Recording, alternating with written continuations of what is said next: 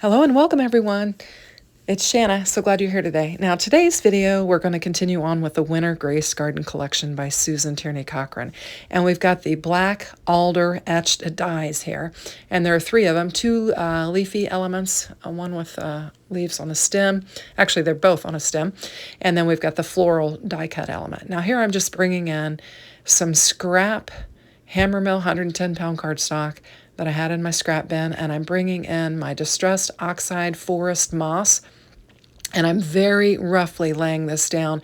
We're having darker in some areas and lighter in others, and this will work perfect because I'm going to use this to die cut my leaves out, and it'll give our leaves some variation of color. And so you don't really need to worry about a perfect blend or a smooth blend when you're doing your die cutting, because it'll add some interest to your die cut pieces. So I'm going to lay that aside, clean up this mess, and then we'll work on something else to give that a little bit of time to dry. It does take those oxides just a little bit of time to dry. So I'm just going to get this off of my work surface so that I can work and not make a mess here. And then we'll just bring in our die cutting machine, and I'm going to leave that green panel be, and I'm going to bring in some black, and I'm going to use this black for the floral element. Now I did go on the internet and did a search for the black alder because I was not familiar with it, and it appeared that the flower part of it was really dark, like a dark brown or a black. And so I'm going to use this black for the floral elements here and die cut out several of those so that we'll have enough to work with. In fact, I think I die cut out more than what I actually work with. But I'm going to get several of them with this piece of scrap black I had in my bin. I'm continuing to work my scraps. I encourage you to do that as well. It's budget friendly, and it helps to clean up your craft room and not have a bunch of scraps laying around. Now, I've been doing this for, I don't know, a month or longer, and I still have a big bunch of scraps. So we'll just keep going, and hopefully I can bust up those scraps. And when I get tired of it, I might just pitch them. So here we go. We've got several of these cut out, and I'm getting all the little bits out of the way because there's some little pieces that come out of the centers of those, and I was getting those out of the way. Now I'm just going to start die cutting out my green leaves, and I'll do a bunch of these. In fact, I do more than what I need, but I always want to have plenty, and since I had already blended this panel here, I want to get them all die cut out, and I can save them for later, and I'll have some interesting looking green leaves to use for other projects should I need them. So you can see that I'm showing you the kind of the tone of it. You've got light and dark, and it just makes a real nice, interesting die cut. And I'll just finagle these around so I can get as much as I can off of this sheet here and get them lined up and just run them through.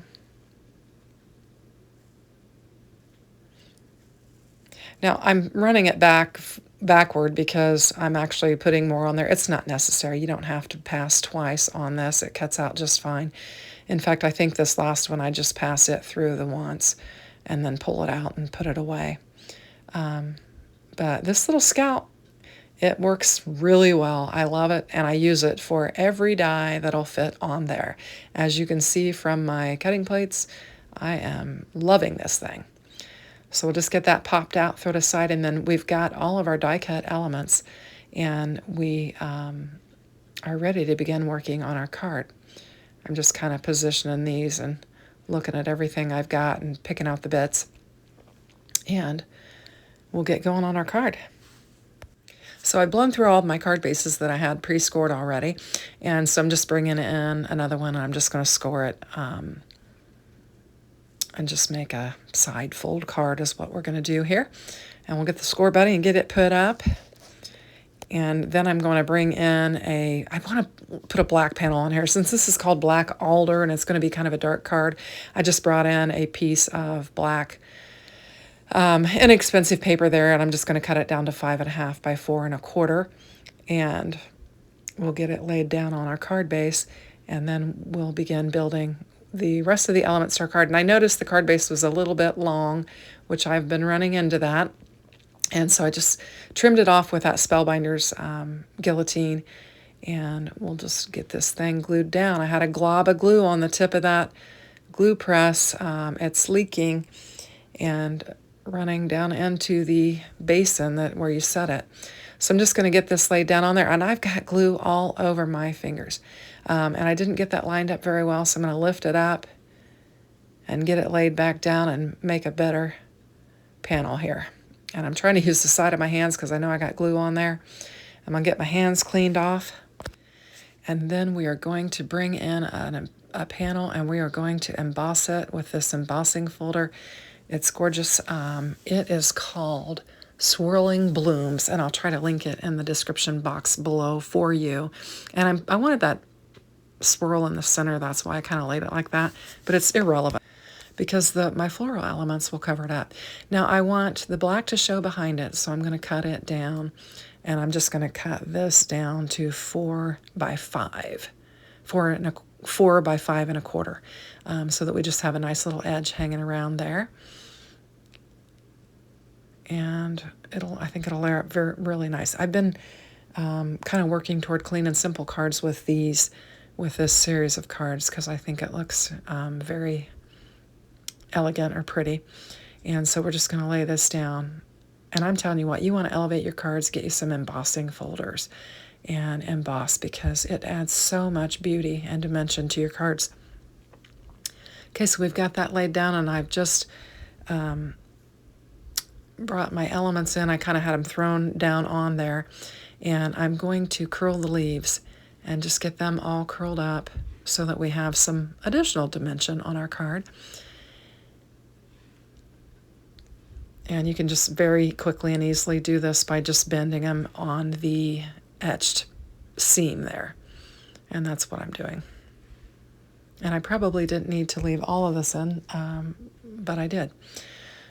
So I'm going to fool around, and try to figure out how to position these on here the way that I like them. And it does take me a good minute. So to save time on the video, I actually cut some of that out because I stared at it for the longest time. And I think I'm kind of have an idea of what I want to do here, so I'm going to pick it up with my tweezers and add some glue on here. Now when I did that, I realized I probably could have inked up the back panel, and that way if anything was lifted up, you wouldn't see it. But I kind of glue it down to where you don't see the white edges, but you still have that little bit of dimension. And I think it'll be okay since the panel that it's laying on is white. But if you're going to curl them or roll them up or whatever, you might want to ink up both sides of your panel, or at least start with some colored cardstock instead of some white. That's what you could have done, or I could have done. So I'm going to add this other little leaf to kind of camouflage those stems a little bit. And we'll get this laid down on there. And I like how this is coming together. I think it looks really pretty. Now for these floral things, I don't know any other way to make them circular looking than to add some embellishments to them. So I'm just popping all those extra little bits out of the insides of these, and then I'm going to bring in some embellishments, and we'll get them glued down, and then it'll make like little seed pods or whatever these floral things are. They kind of hang in clusters, it looked like. To me, it almost looked like almost like a raspberry cluster, only not juicy, more dried looking, is what this floral element looked like on the pictures that I found online. So I am just bringing in some dark chocolate pearl mix embellishments from Cat Scrappiness, and I thought these would be closest to the color of these black alders, and in regard to what I had in my stash.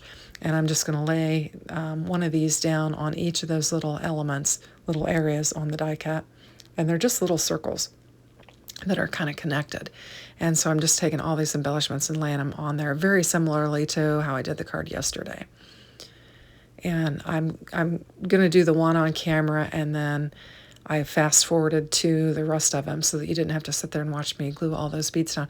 Then I'm just going to pick these up and just lay them down on the stems in the different spots.